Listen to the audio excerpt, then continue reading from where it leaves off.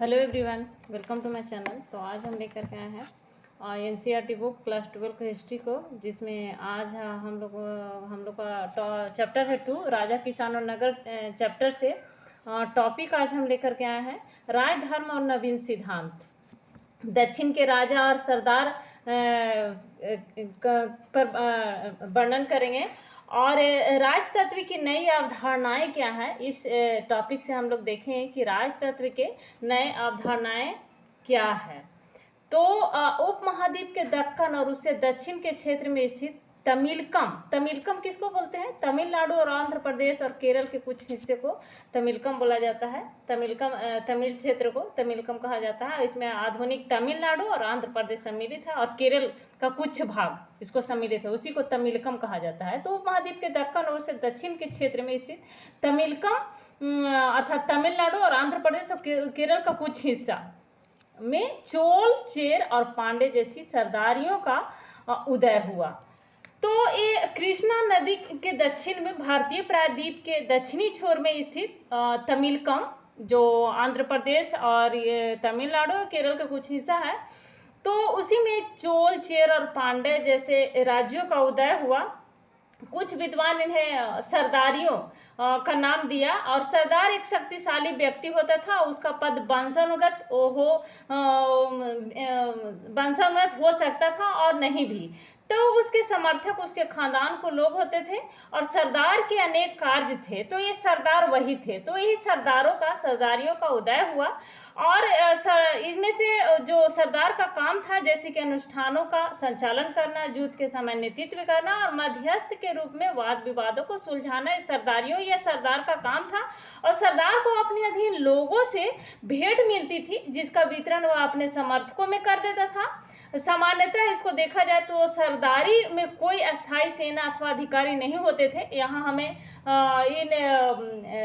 इनको आपको याद रखना चाहिए कि राजा क्या करते थे? कर वसूल करते थे। और सरदार या सरदारियाँ जो हुआ करते थे उनको जो भेंट होता था वो मिलता था। तो यही सरदारियों का उदय हुआ। चोल, चेर, पांडे जैसी सरदारियों का उदय हुआ कहाँ? तमिलकम में, उपमहाद्वीप के दक्कन और उसके दक्षिण के क्षेत्र में। यानी कहने का मतलब यह है कि कृष्णा नदी के दक्षिण में, भारतीय प्रायद्वीप के दक्षिणी छोर में, तमिलकम में सरदारियों का उदय हुआ। और ये राज बहुत ही समृद्ध और अस्थायी सिद्ध हुए। इस जो सरदारियों का जो उदय हुआ, आंध्र प्रदेश, तमिलनाडु और केरल के कुछ हिस्से में चोल, चेर, पांडे जैसी सरदारियों को जो उदय हुआ, ये राज बहुत ही समृद्ध और अस्थायी सिद्ध हुए। देखिए, सरदार और सरदारी, तो सरदार और सरदारी दोनों एक ही है। सरदार एक शक्तिशाली व्यक्ति होता था, जिसका पद वंशानुगत भी हो सकता है। सरदार के कार्यों में विशेष अनुष्ठान का संचालन, युद्ध के समय, जैसा कि हम पहले अभी बताया, कि नेतृत्व करना और विवादों को सुलझाने में मध्यस्थता की भूमिका निभाना इनका काम था। और जो भेंट मिलता था उनको लोगों अपने समर्थकों के बीच बांट देते थे। तो हमें इन राज्यों के बारे में भी विभिन्न प्रकार के स्रोतों से जानकारी मिलती है। और उदाहरण के तौर पर प्राचीन तमिल संगम ग्रंथों में ऐसी कविताएं हैं जो सरदारों का विवरण देती है, और उन्होंने अपने स्रोतों का संकलन और वितरण किस प्रकार किया है, ये तमिल संगम ग्रंथों से पता चलता है। तो इन राज्यों तथा इन क्षेत्र के जनजीवन के विषय में शाब्दिक प्राचीन विवरण, मेगास्थनीज के वृत्तांत, मेगास्थनीज के द्वारा जो वृत्तांत दिया गया है, अशोक, इसके अलावा अशोक के शिलालेख, जो अशोक के द्वारा शिलालेख लिखवाया गया था, और संगम साहित्य क्या है? तो प्राचीन तमिल काव्यों के संग्रह को संगम साहित्य कहा जाता है। जो काव्यों का संग्रह होता था, प्राचीन तमिल काव्यों का संग्रह, उसी को संगम साहित्य के नाम से जाना जाता है। संगम का संस्कृत भाषा का शब्द है संघ। और इस प्रकार संगम तमिल कवियों का संघ या सम्मेलन था, जिसे संभवतः किसी सामंत अथवा राजा के आश्रय में आयोजित किया जाता था। तो यही हुआ संगम ग्रंथ। तो ये ये जो संगम ग्रंथ का जो संगम ग्रंथ से ही इसका पता चलता है, सरदारों का विवरण पता चलता है, सरदारों के बारे में पता चलता है मेगास्थनीज के विवरण से और अशोक के शिलालेख, संगम साहित्य से इस सरदारों के बारे में पता चलता है। कई सरदार और राजा लंबी दूरी के व्यापार द्वारा राजस्व जुटाते थे और इसमें मध्य और पश्चिम भारत के क्षेत्रों पर शासन करने वाले सातवाहन वंश के नाम आप लोगों ने सुना हुआ, लगभग द्वितीय शताब्दी ईसा पूर्व से द्वितीय शताब्दी ईसा तक इनका वंश चला था, सातवाहन वंश का। और उपमहाद्वीप के पश्चिमोत्तर और पश्चिम में शासन करने वाले मध्य एशियाई मूल के शासक शामिल थे ये सातवाहन वंश में। और उनके सामाजिक उद्गम के बारे में अधिक जानकारी तो नहीं है, लेकिन जैसा कि हम सातवाहन शासकों के बारे में जानते हैं, तो सातवाहन वंश का सबसे रोचक बात है भूमि अनुदान सातवाहन वंश से ही पता चलता है। भूमि दान में देने की प्रथा प्रचलित थी। तो ये सातवाहन वंश के राजाओं के द्वारा ये प्रथा चलाई गई थी। तो सातवाहन शासकों के बारे में आगे हम लोग देखेंगे और उन्होंने ऊंचे सामाजिक अस्तित्व का जो दावा कई प्रकार से किया है उसके बारे में जानेंगे। अब हम लोग देखते हैं दैविक राजा।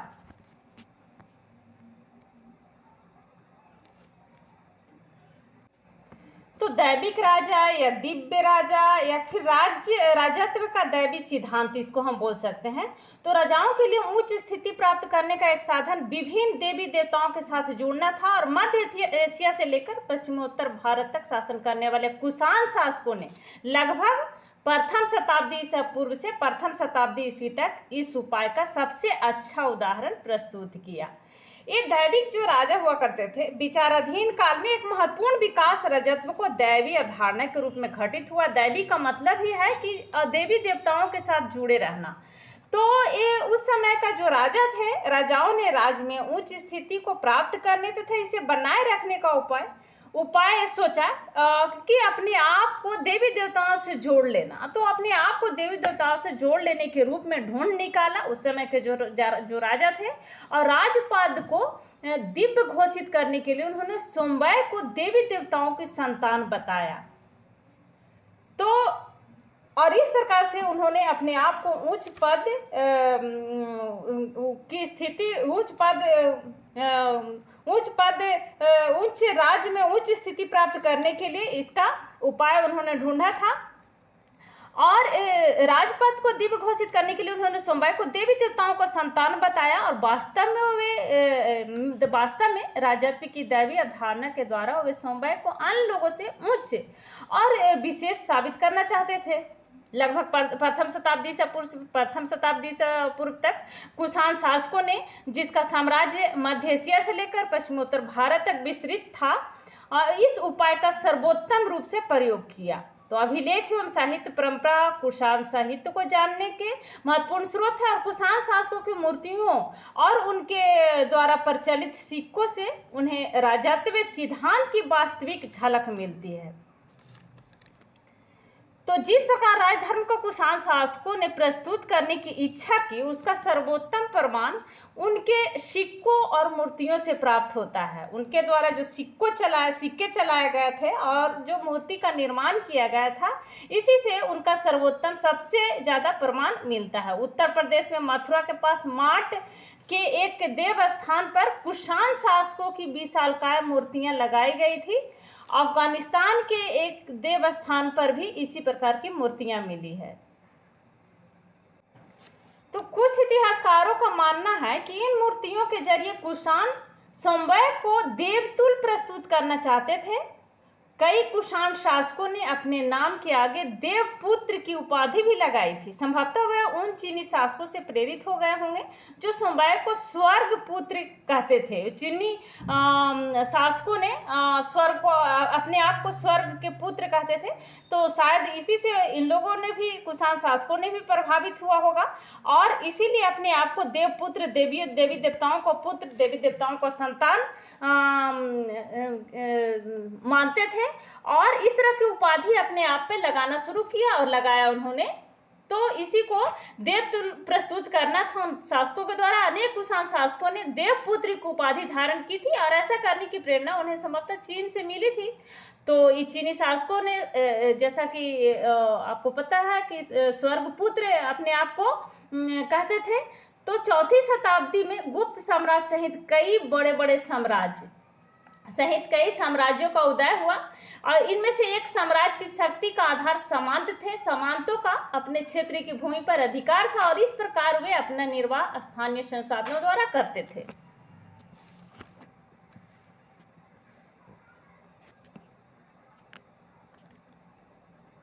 और इस प्रकार से स्थानीय संसाधन के द्वारा अपना निर्वाह करते थे और शासकों की सत्ता को स्वीकार करते थे।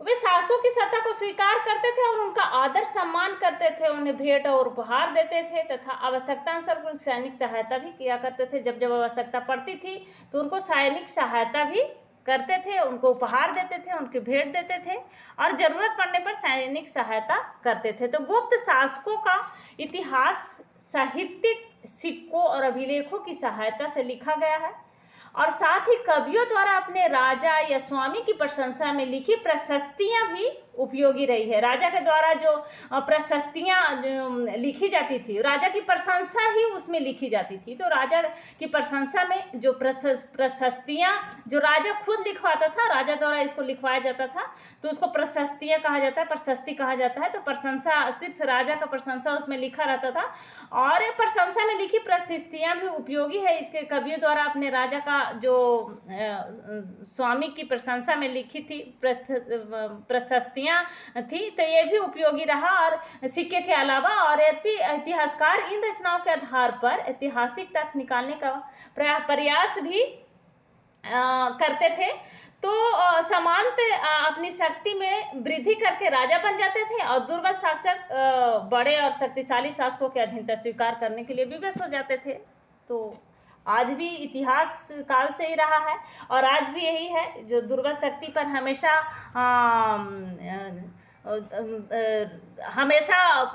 जिसके पास बल है, शक्ति है, उन्होंने राज किया है।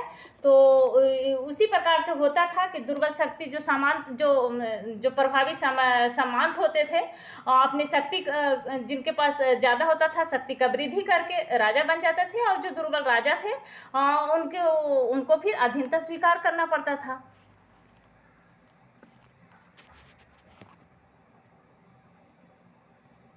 तो इसी प्रकार की एक प्रशस्ति है, प्रशस्ति यहाँ आप देख सकते हैं।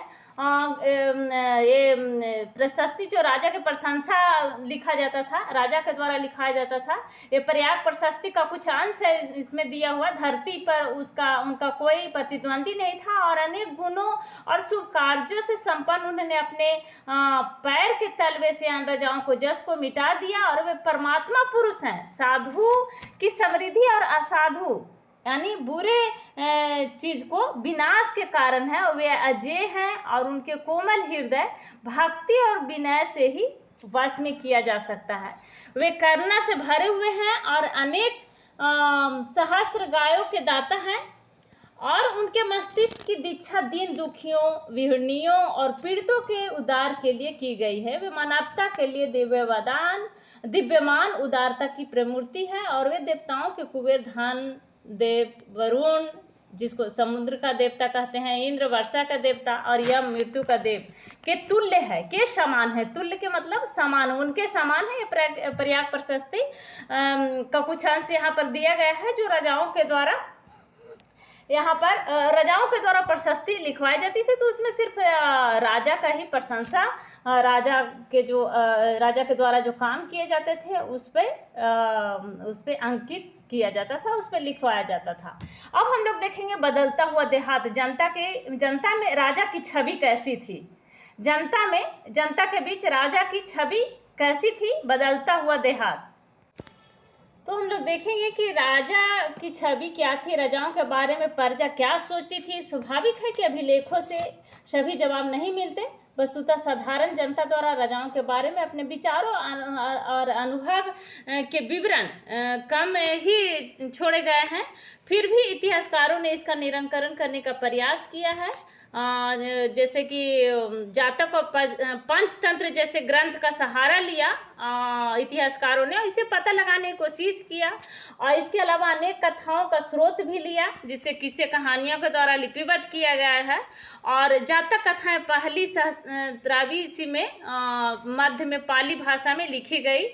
और बौद्ध ग्रंथ और जैन ग्रंथ भी, इससे भी कुछ अनुमान लगाया गया। और इसे भी पता चलता है कि उस समय के राजा किस प्रकार से पंचतंत्र, जो विष्णु शर्मा के द्वारा लिखी गई ग्रंथ है, तो इस ग्रंथ से भी समकालीन जनजीवन के विषय में महत्वपूर्ण ज्ञान उपलब्ध होता है। और पंचतंत्र पर आधारित नारायण पंडित की रचना हितोपदेश का आप लोगों ने पढ़ा होगा कहानी, से भी तत्कालीन जनजीवन की झलक मिलती है।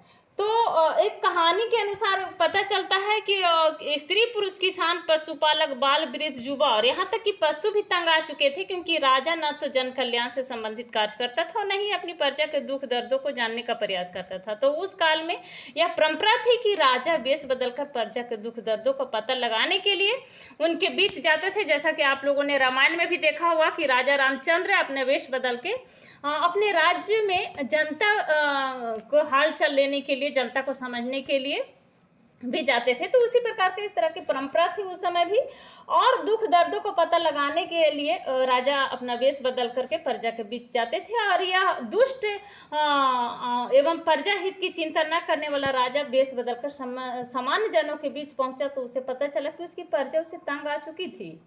तो सामान्य जनों ने राजा की इस बात के लिए आलोचना की कि वह न तो उनकी डाकुओं से रक्षा करता था और न अपने कर अधिकारियों से। तो जन समान को यदि रात को डाकुओं के आक्रमणों का सामना करना पड़ता था, तो दिन में कर एकत्र करने वाले दुष्ट अधिकारियों के अत्याचारों का। तो इस तरह से लोग परेशान थे और तंग आ चुके थे। कुछ लोग तो इस प्रकार से दुष्ट अधिकारियों के अत्याचार से लोग अपने जान बचाने के लिए अपने अपने ग्राम छोड़ करके, अपने अपने गांव छोड़ करके निकल गए और जाकर के जंगल में बस गए। तो इस प्रकार की कथा कुछ उस समय के लोगों द्वारा जो कथा कही सुनी वाली जो कथा थी, तो उस कहानी के अनुसार इस तरह का विवरण मिलता है। और इस कथा से भली भांति स्पष्ट होता है कि राजा के अपनी प्रजा से, विशेष रूप से ग्रामीण प्रजा से संबंध मधुर नहीं होते थे और जनता पर करों का भारी बोझ था। कर तो देखा गया है इतिहास काल से ही कि जनता पर कर का बोझ हमेशा से रहा है और जनता इससे त्राहित रही थी। और जनता